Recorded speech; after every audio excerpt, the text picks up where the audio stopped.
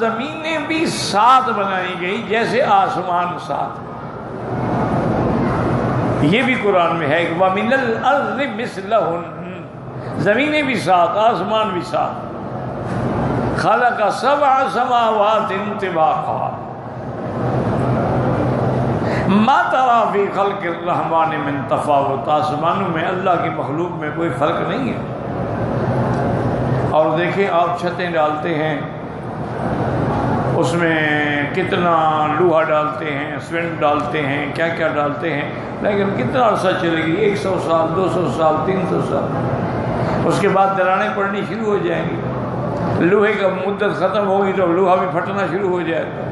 Cement کا وقت ختم ہو جائے گا تو سیمنٹ بھی مٹی بن جائے گی.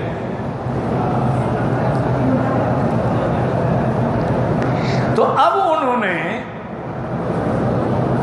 یہ اللہ کی مخلوق ہے کہ اب ہزاروں سال گزر گئے ہیں اور اللہ جانے کتنے گزریں گے، لیکن آسمان میں کوئی شقوق یا کوئی فطور یا کوئی نقص نہیں. جیسے بنایا تھا اسی اللہ پاک نے چیلنج کیا کہ فَارْجِعِ الْبَصَرَ هَلْ تَرَىٰ مِن فُطُورٍ، بار بار نظر ڈالو. ثُمَّ ارْجِعِ الْبَصَرَ كَرَّتَيْنِ يَنْقَلِبْ إِلَيْكَ الْبَصَرُ خَاسِئًا وَهُوَ حَسِيرٌ.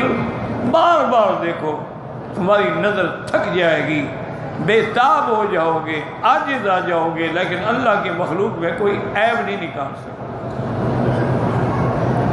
اس کے اندر کوئی، یہ جو ایک بڑی مشہور بات ہے نا، آج کل سائنس والے کہتے ہیں کہ جی یہ آوازون میں سوراخ ہو گیا ہے. یہ جو گیسز ہوتی ہیں نا ہماری، یہ جو کمپریسر میں جو ہوتی ہیں گیسیں، تلاجے میں، موبائل میں، ہر چیز میں، تو یہ اگر لیکیج ہو جائے نا، یہ اوپر جاتی ہے، یہ آوازون کے اندر سوراخ پیدا کر دیتی ہے. تو وہ آوازون جو ہے وہ آسمان نہیں ہے، آسمان کے نیچے ہے، آسمان میں کوئی سوراخ نہیں ہے. یہ چاند، سورج، ستارے بھی آسمان سے نیچے ہیں، یاد رکھو، یہ بھی آسمان پہ نہیں ہے. اگر یہ آسمان پہ ہوتے تو کس کی طاقت ہے کہ وہ چاند پہ جاتا؟ اللہ کا تو قرآن میں حکم ہے کہ لا تفتح لهم ابواب السماء، ان کے لیے آسمان کے دروازے کبھی نہیں کھلیں گے. وہ کیسے چلے گئے؟ اصل میں یہ سب آسمان کے نیچے ہیں. معلقۃ بین السماء والارض، آسمان کے نیچے معلق ہے اور جذب و انجذاب کی طرح سے اللہ کا نظام ہے. اور اللہ نے ان کو اپنی قدرت سے اور اپنے امر سے اور اپنے حکم سے تھاما ہوا ہے. ان اللہ یمسک السماوات والارض ان تزولا، اللہ نے پکڑا ہوا ہے. اگر اللہ چاہیں تو گر جائیں، اور جب چاہیں گے تو گر جائیں گے. آسمان بھی پھٹ جائے گا، سورج چاند بھی گر جائیں گے. اذا السماء انشقت. اس لیے یاد رکھیں کہ سب سے پہلے زمین، پھر آسمان بنائے گئے، پھر زمین کو بچھایا گیا. اچھا، اب یہ بھی دوسرا ایک مسئلہ ہے کہ کیا زمین گول ہے یا مسطح ہے؟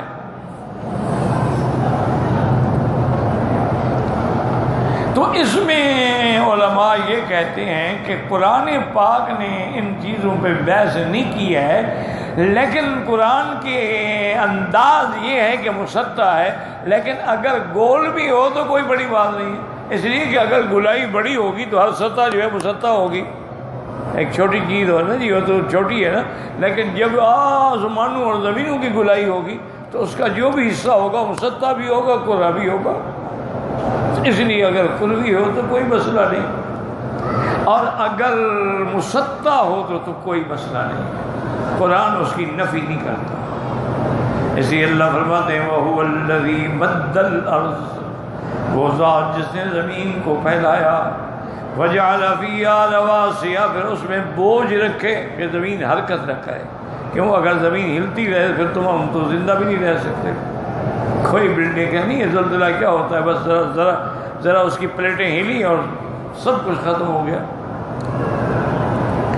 تو اس لیے فرمایا کہ پھر اللہ نے اس میں بوجھ رکھے. وہ بوجھ کیا ہے؟ پہاڑ. جیسے کہ دوسرے طرف قرآن میں فرماتے ہیں والجبال اوتادا، اور اسی طرح قرآن وجعل فیہا رواسیَ شامخات، اللہ نے اونچے اونچے پہاڑ زمین پہ رکھے تاکہ وہ حرکت نہ کر سکے۔ اسی طرح فرمایا وجعل فیہا رواسیَ، پھر اس میں نہریں بھی جاری کی، وانہارا۔ اچھا پانی جو ہے نا اس کا نظام یاد رکھ لیں، سمجھ لیں مختصراً۔ ایک تو پانی ہے آسمانوں میں، اللہ کے عرش کے نیچے ایک دریا ہے، اور اگر اللہ چاہے تو آسمانوں سے براہ راست بھی پانی برستا ہے، جیسا کہ قوم نوح علیہ السلام پہ جب طوفان آیا تو قرآن کہتے ہیں وَفَتَحْنَا أَبْوَابَ السَّمَاءِ، ہم نے آسمان کے دروازے کھول دیے اور پانی گرا نیچے۔ ایک تو یہ ہوا آسمانوں پہ پانی ہے، اللہ چاہے تو براہ راست وہاں سے اتار۔ دوسرا پانی کا انتظام یہ ہے کہ اللہ نے بڑے بڑے اونچے پہاڑ پیدا کیے اور پہاڑوں کی چوٹیوں پہ برف جما دی، گلیشیئر بن گیا، اور وہ اتنی برف ہے، بحر منجمد ہے کہ کوئی جا نہیں سکتا ہے۔ یہ بھی اللہ کا نظام ہے نا، اگر کوئی جاتا تو پھر پانی آپ کا خراب ہو جاتا ہے، وہ پاک صاف برف ہے۔ پھر اس سے اللہ جب چاہتے ہیں تو سورج کی گرمی سے وہ پگھلتا ہے، اور اس کے پگھلنے کے بھی دو طریقے ہیں۔ ایک تو یہ ہے کہ پہاڑوں کی رگوں کے اندر پانی داخل ہو جاتا ہے اور پھر زمین میں داخل ہو جاتا ہے، اور ایک یہ ہے کہ ایسے ندی نالے بن کے بہتے ہیں جو سب کچھ بہا کے لے جاتے ہیں۔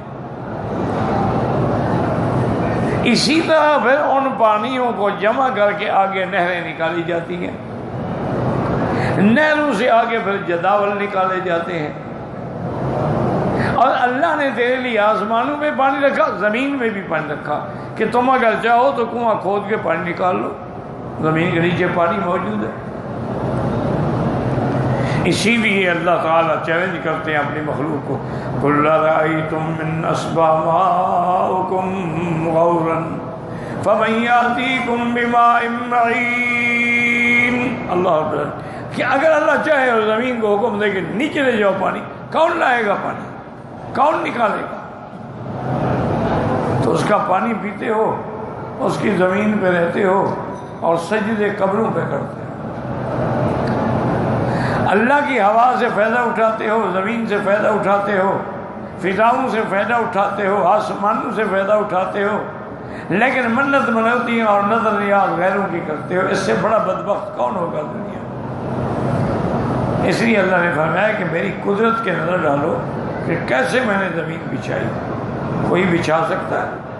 تم نے 2 کلے زمین ٹھیک کرنی ہو تو کتنا پیسے خرچ ہوتے ہیں، اور جس نے یہ ہزاروں میل لمبی زمین بچھائی ہے اس کا کمال قدرت ہے۔